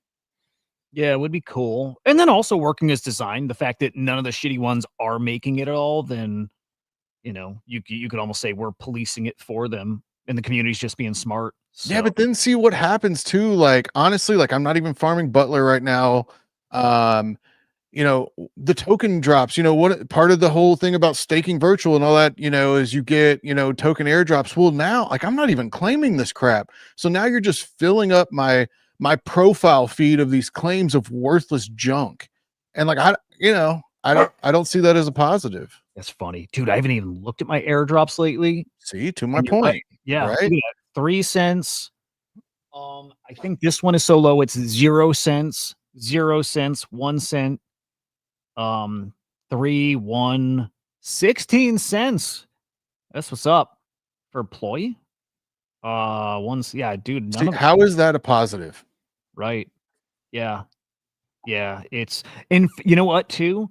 Back to what's easy and what's not. It's very even if I had stuff that was worth $5, $6, I don't claim it because it's too tedious to go through and claim with the way the page is laid out. You just got to go one by one and claim and go through what, like, I don't do it. If I have something sitting at $5, I'm not claiming 10. I'm only claiming something if it's like, you know, But at the same time, I'd much rather it be a claim than them actually airdropping all that just absolute garbage to me. yeah, So that's a good whatever. point. Well, what they need then is something that'll like you can select all and claim all at once, or you can put a check next to the ones you want to claim, and then claim just Yeah, they need to I do do like something that. to update this Yeah. because this is not great. But no, great points there, man. So then the only other one on the board that I think let me peek at the team for Neox yield farming. I'm not going to go into details because I think that would be for maybe a show next week. But actually, they look like they might be legit. Let me see. I just want to check who the team is and if they are, you know, part of this community. Which, yeah, I think so. Neox stablecoin yield infrastructure. Um, let's see who's following. Again, that's my quick check on are they legit. Warp Foundation. Good old Nick. Lurky follows. TD's following, but TD following might mean he's like Zach XBT and you. Yeah. Warren I like is following. Goon's following. There we go. Good stamp of approval. Dave we like. I mean this is not okay. So all that tells me is it's not a nothing burger and it's definitely worth diving into. So we have a week till this launches, I believe. So we'll definitely get that deep dive into it. And if it's looking legit, we'll bring him on the show. But again, a new yield farming, and it doesn't even look new, by the way, but new to virtuals, maybe new product launching. So pretty cool. Pretty cool. Let's see. We got a couple local updates. I will say this, okay. Virtual said ACP hit 370 mil in agentic GDP from AI agent activities. Do we believe that number? This is you're trying to get me to FUD, aren't you? No, maybe. But I just see the number, and at first I'm like, nice, that's cool, GG's. And then I'm like, how the fuck do you 370 mil? Dude, it's probably correct, but you understand all of that is wash trading. All of that is people are wash trading through Butler to get worthless token airdrops, and it is awful right now. And actually, again, just props to Will and Goon. Like Will talked about this recently and showed the actual, like he looked through the transactions, showed like, you know, autos being used a ton for this. But through the Butler, people are just wash trading just millions of dollars at this point. And what is the point? They're like, okay, so Virtuals is getting their numbers just to, but it's all fake. Like it just is fake to me because you're incentivizing people and the founders came out and told you to abuse it. So people are abusing it and then they're running with that narrative. I just don't like it. I don't. Here's the question though. If they're saying it's GDP, so wash trading, yep. But they're not counting, like, it's not the volume of wash trading. They're talking 370 million like fees agents have earned from all the wash trading. Is that But what again, they're okay, saying? so yeah, they're making all these 1% and the agents are making money and you know, all of it because people don't care. They're not, you know, I don't like Agents it. making money. I get like to me, that's like headline news. If there's a pool, because there's not a ton of agents in ACP, like there's a few dozen. If there's a few dozen agents who have actually made $370 million, that's a wild ass story. Like, Yeah, it's a I story don't when think it that's $1 right. million Yeah. portfolio. That's why I'm questioning this number again. It's not volume, it's GDP. So now I don't know. Are they counting airdrops, like money that agents have airdropped to virtuals holders as like part of that GDP? I'm trying to figure out what that number means because it's so big. And I've not heard anybody tweeting our agent has made 2 million in fees or 5. I've not heard that once. So who's like, I'm Yeah, I just see your trying to point. There's understand. no way that number's right as far as actual. If that were volume, then they're, I think, saying it the wrong way. And if somebody's, again, I'm no expert in this. If I'm saying it the wrong way or reading it wrong, I'd be curious. But GDP typically is just not meaning how much money is being transacted in it. It's how much are they making, you know, or again, if it's value given out too, that's different. I could maybe get there, but I think that number is super, I don't want to say sus, but it doesn't make sense to me. That's a big number. No, I got your answer because it's on the Virtuals website. So how they define total GDP is the total value an agent processes while doing its job. Trading value plus service fees. That shouldn't be, that's not GDP, right? GDP is not volume. Right. Go over, see on the left side of there, do the little, see where it says total AG. No, go down right there. And then see the little I symbol beside that. There you go. Total value an agent processes while doing its job. I don't think, because that, okay. And again, I could be really fucking wrong here, but I'm like, I was asking Grok, I'm like, how is GDP, you know, calculated, factored? Is it volume? And it's very specific. Like, no, it's not volume. It's, you know, fees earned, it's revenue generated. So I think they're being. But this is agentic GDP, sir. Yeah. Virtuals is counting volume in their trading volume plus service fees. That's what I'm saying. Like, this is all manipulated because they're telling people to abuse the butler, and everybody's wash trading, and then they're counting it all. AGDP tracks the total value processed. This isn't traditional GDP, which measures final value added to avoid double counting. Yeah. Is counting volume wrong? Not inherently wrong, but it's a bold, imperfect choice. Prioritizes hype over precision. Yeah. Anyway, okay. Well, at least we know the number's not wrong, but it's also not real. And I think if they were measuring real GDP, we might be talking a few mil, maybe 10 mil. I don't know what the number would be, but I 10 mil or less. I could even see 20, but we're not 100. We're not in the hundreds. It's just, they're just calling it something else. It's like us calling a meme, somebody who launches a meme coin a dev or anything like that. It's kind of what they're doing with GDP. It's not really real, but now we know. Thank you, Cats. Via Butler, and this is stuff that would count towards GDP. It's, taking a position on Hyperliquid. That would count in GDP, right? Not the fees they earn, but the actual like trade itself. But you can do that on virtuals now through auto. Was that new this week though, Cats? Like this is brand new? I mean, I think as far as, all the Hyperliquid stuff's been pretty new. I don't know. I haven't heard all the best results from that either. Oh, we got Goon coming up. Sweet. Perfect. Like I saw an example where Butler messed up when doing that. They messed up the decimal place on a return, where it's like $1.71 instead of $171. Oh boy, Jesus! Profit, so. What's up, Goon? Good to see you, man. Yo, what's up, guys? How you been, dude? It's been a minute. Yeah. I got a quiet Friday night, so I thought I'd listen in and pop on. Let's go. Just pop up when we're fudding virtuals, huh? Oh yeah, man. This whole AGDP, it's like a bit of a leading people on. Like realistically, if there's 420 jobs and they range between 1 cent and 5 cents, there's probably been like $20,000-$30,000 in fees collected, realistically. Do you think that should be called out on the timeline? I did see someone write about it a little while ago, some little account, but yeah, I don't know.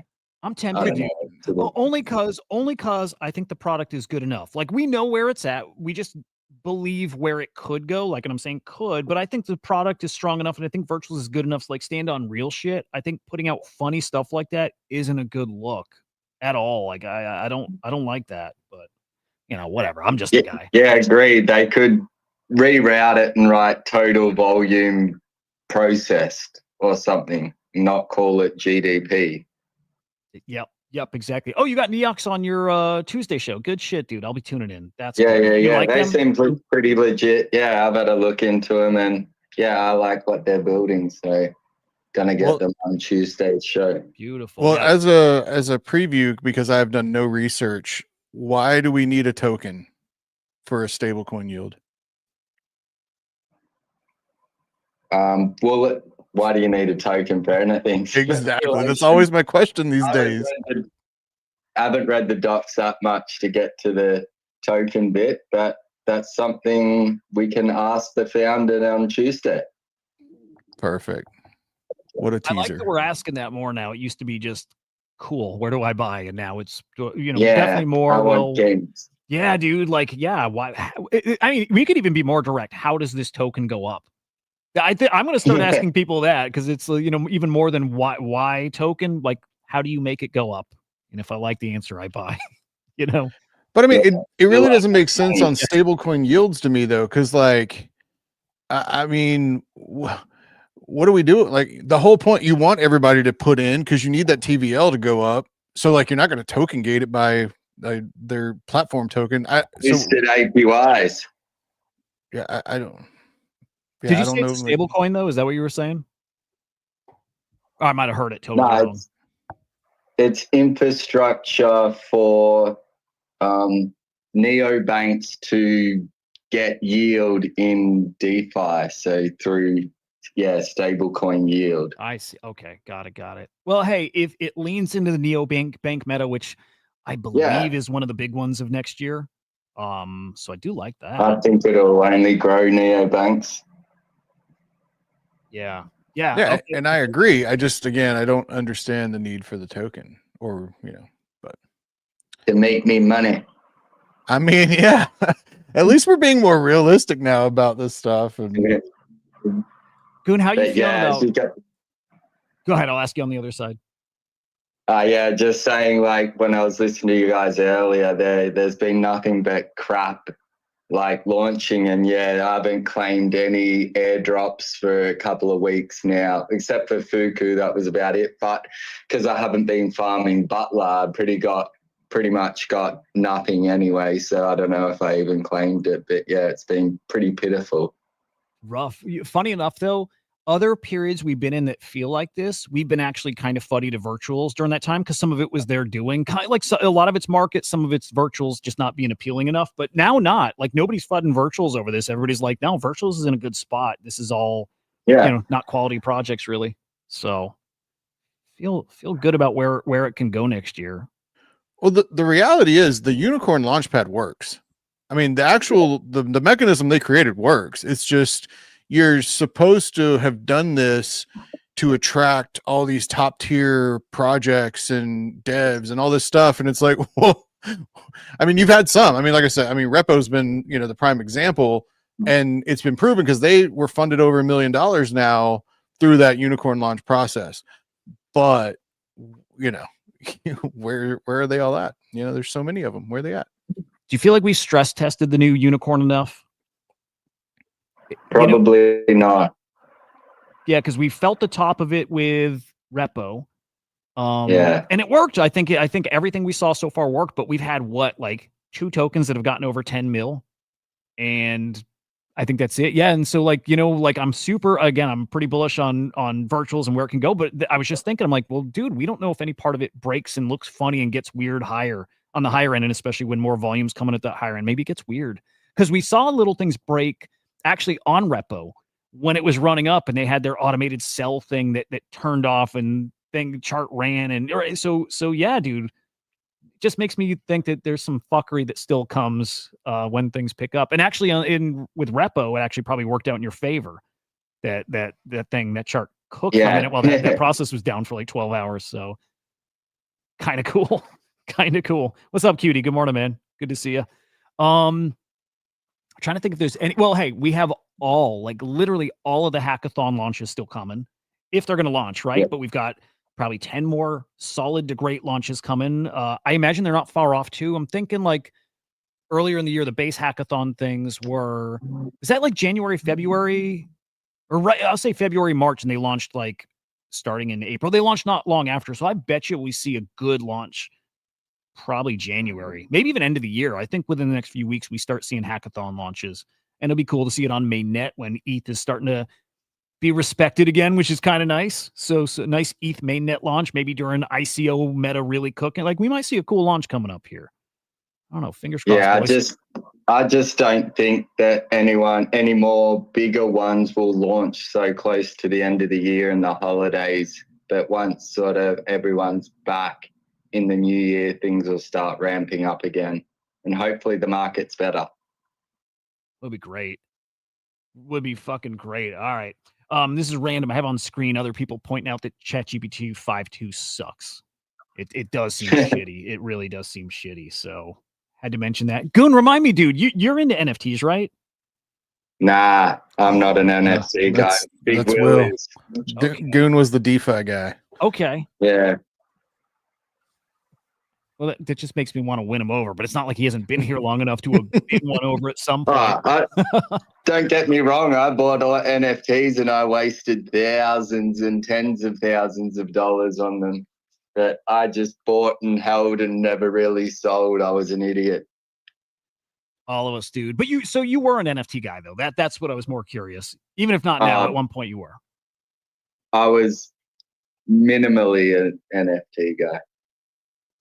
Man, I miss it so much. I think everyone was an NFT guy at some point in like 2021, 22. Well, I guess I'm extra curious your take still. Like, how do you feel about how it looks right now? Like Bored Apes, we were looking at it yesterday and saw them hanging on the 5 ETH floor, and I'm like, dude, I don't think we saw them dip under 5. I don't think we saw floor price at 4 something, and then yesterday it hit, and I think it's there right now. Do you have a take, like how low you think it goes? Like, does it make you feel any kind of way seeing Bored Apes there? 4.9 ETH floor right now. Personally, like, I don't care. If I see someone with a Bored Ape, it's not like a status thing like it was back in the day.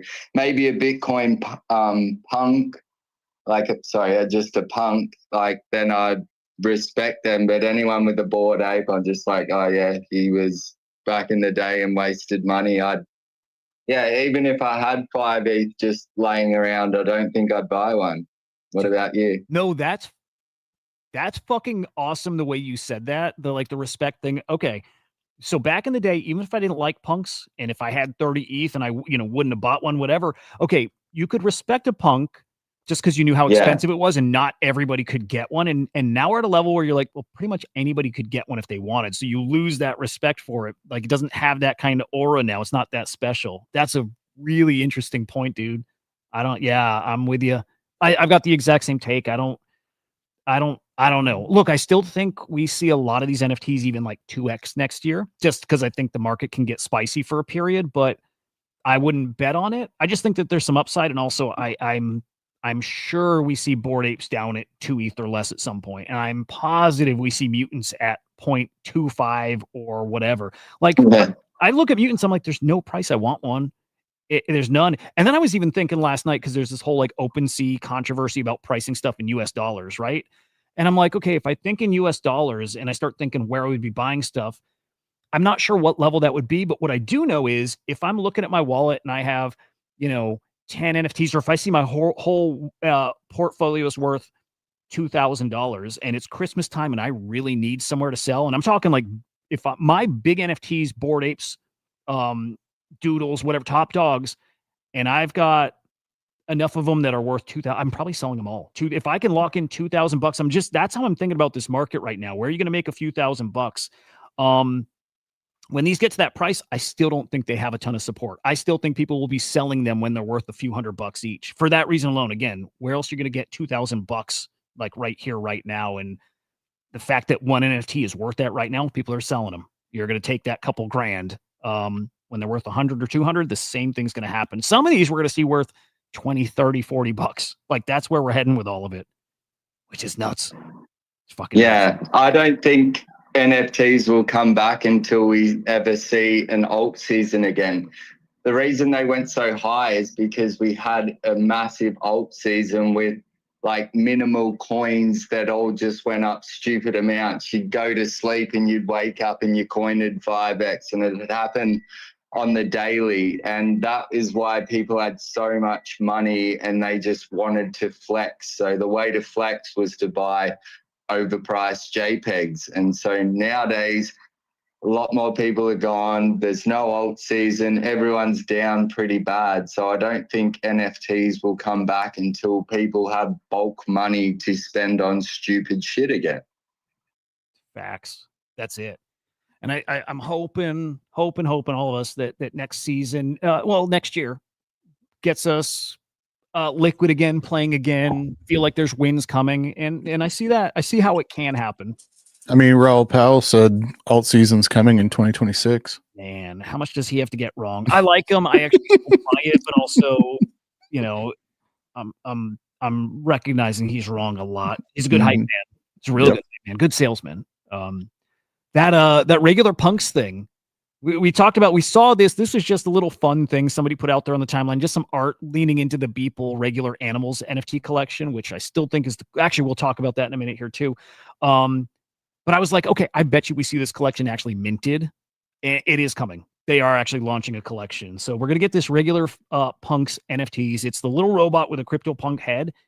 Beeple already asked for 50 whitelist spots.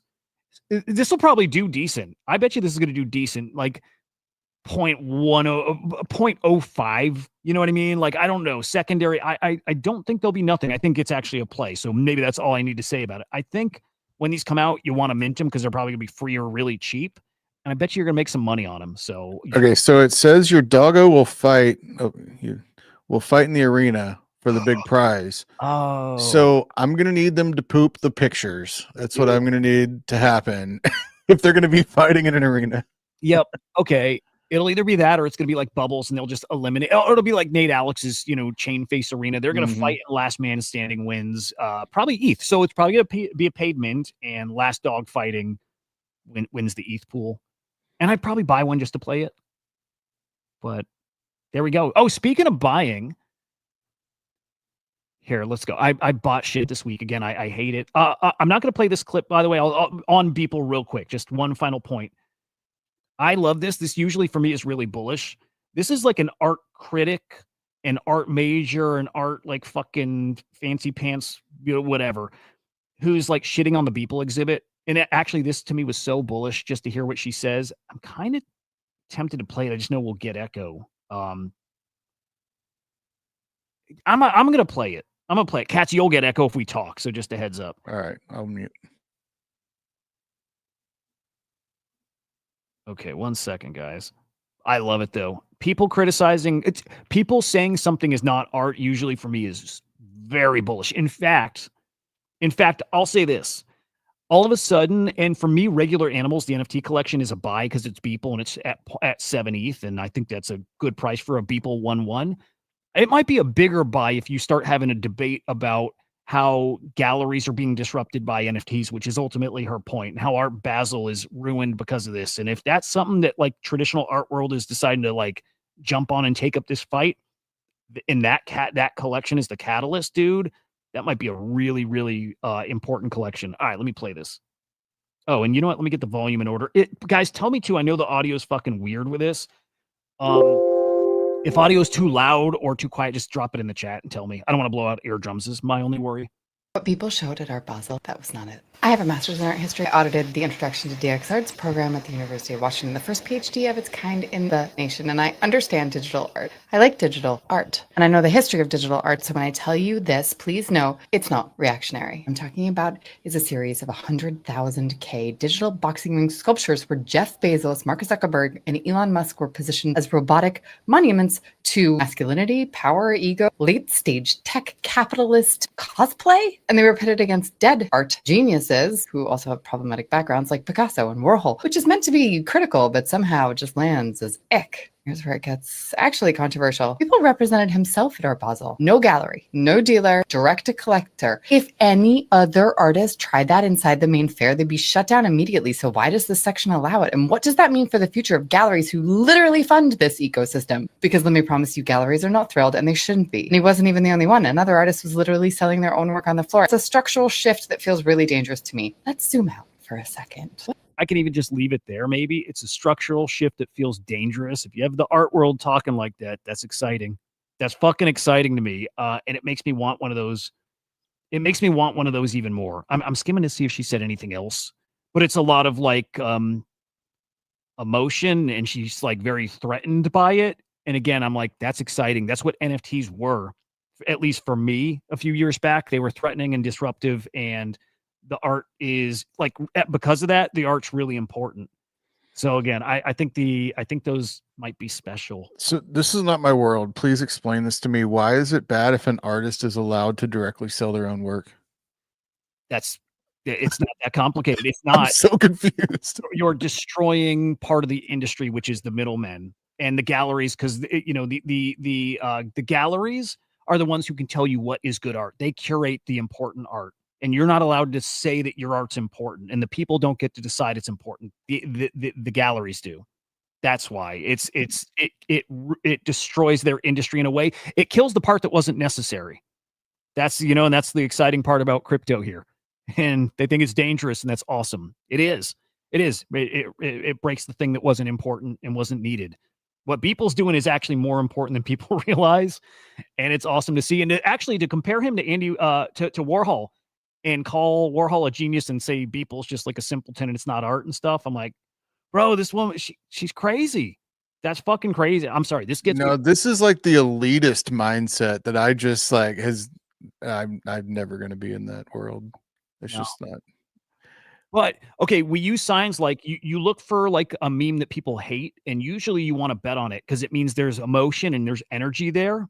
And usually, like a hated rally, if there is hate from the art world about this collection, again, it means that collection might be more important than people are realizing right now. So when he puts out the 10 free editions online, which he's doing an online scavenger hunt, chase those. Try anything you can to get a free Beeple regular animal. And again, if I can find a way to get 7 ETH, I'll be right back. Yep. I think it's important. That's a sign for me that collection is undervalued right here. Again, at 7 ETH, I think they'll be 15, 20. They might be very special. So fucking love that. Okay. I bought some NFTs this week. I don't feel good about it. And also I'm happy because I bought some art. In fact, I bought 3 art pieces this week, and I'll share them.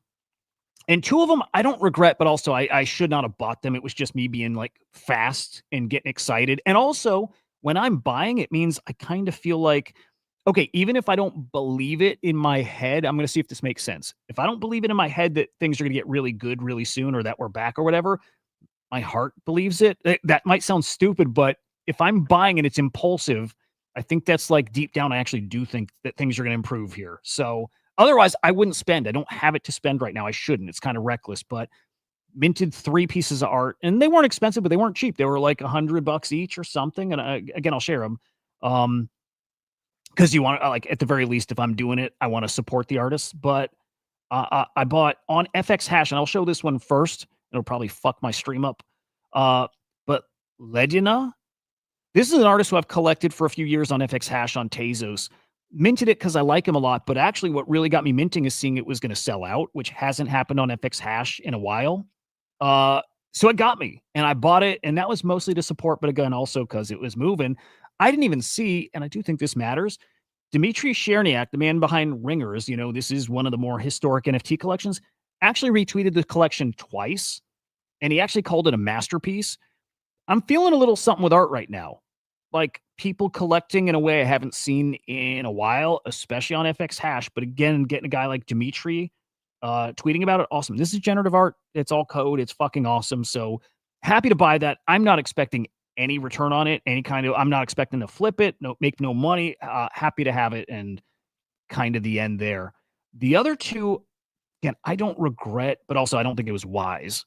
And I'll explain why. One of them in particular was like stupid. I'm glad to have it, but it was stupid.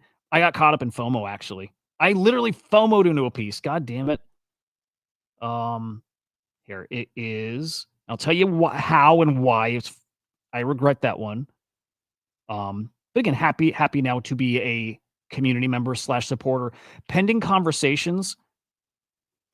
Actually, I FOMO'd into both. Pending conversations from Adam Tastic. Got retweeted by GVC. He's a GVC member, gave him whitelist, whatever. It's going to kill my browser. All right.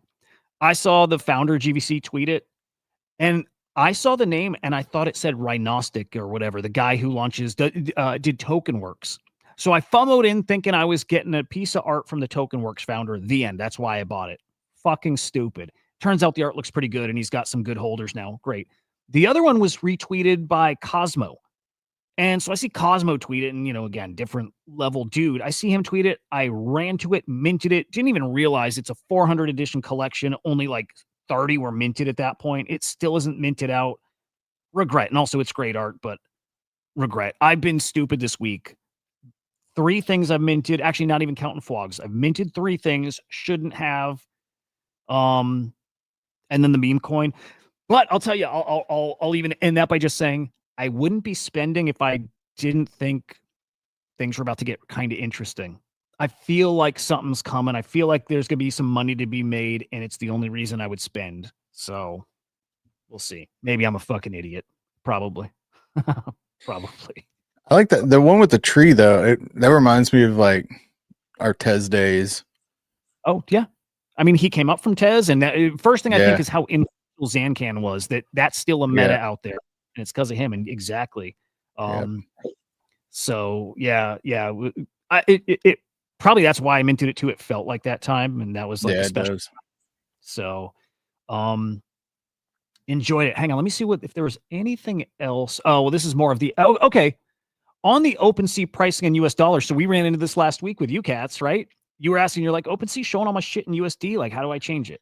Everybody's talking about it. And I felt dumb. It's because that shows you that I haven't been on OpenSea in years, and I couldn't even figure it out. I mean, it ended up being a simple little switch, but yeah.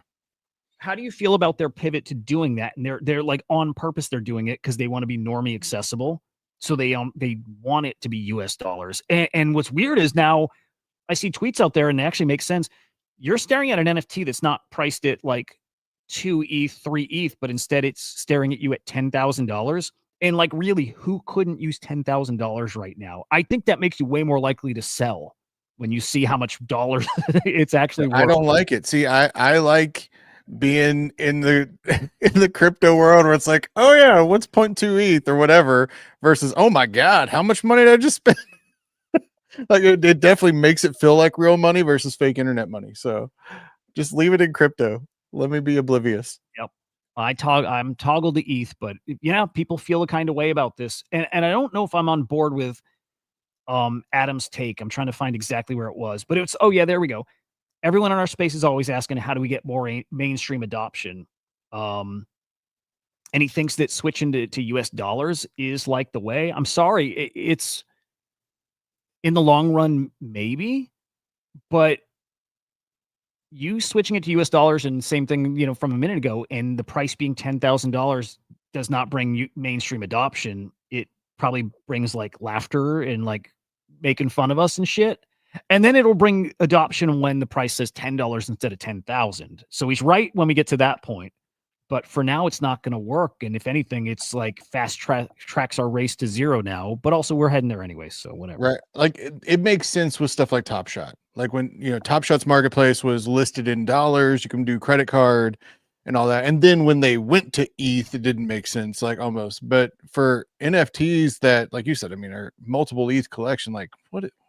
No, like you said, it's just going to encourage me. Oh wait, I can get 10 grand out of this now. I'm out. Yep. Gravity, I'm stuck on this comment. Gravity said Beeple's largely cringe art. There, I said it. What's funny is, do you have friends who, there's like types. There's types of people, right? There's people who like maybe like talk similar, have similar views, are a certain way. And you got friends who are similar to each other, right? You're like, oh, dude, you're just like my buddy Mike. And you're like my buddy. Well, I got a friend, Gravity, who's I think very much like you, and he does not like Beeple too. I think it's just fucking interesting. But dude, why do you think Beeple is cringe art? Maybe it is cringe art, by the way. But I almost thought Beeple was universally loved. And now I've heard this week more than ever, just people don't like them, think the art's bad, which I just think it's fucking interesting. And I love it because it's not edgy. It's like trying to be edgy, and then sometimes it is edgy, but I like that it's always topical. And I like that it's always like, I usually will laugh when I see it. And he has one piece, I actually just looked up this morning, random. He has one piece that's one of my favorite pieces ever. And I'm going to pull it up. It's his 10-year, the 10-year anniversary of his Everydays. And I have this as my wallpaper on one of my, I have a second phone I use for like two-factor stuff. And it's my wallpaper there. And I actually downloaded it today to make my wallpaper on my computer. I can just go to my downloads. Here, let me just do Beeple. 10K Everydays. It's great. God damn it.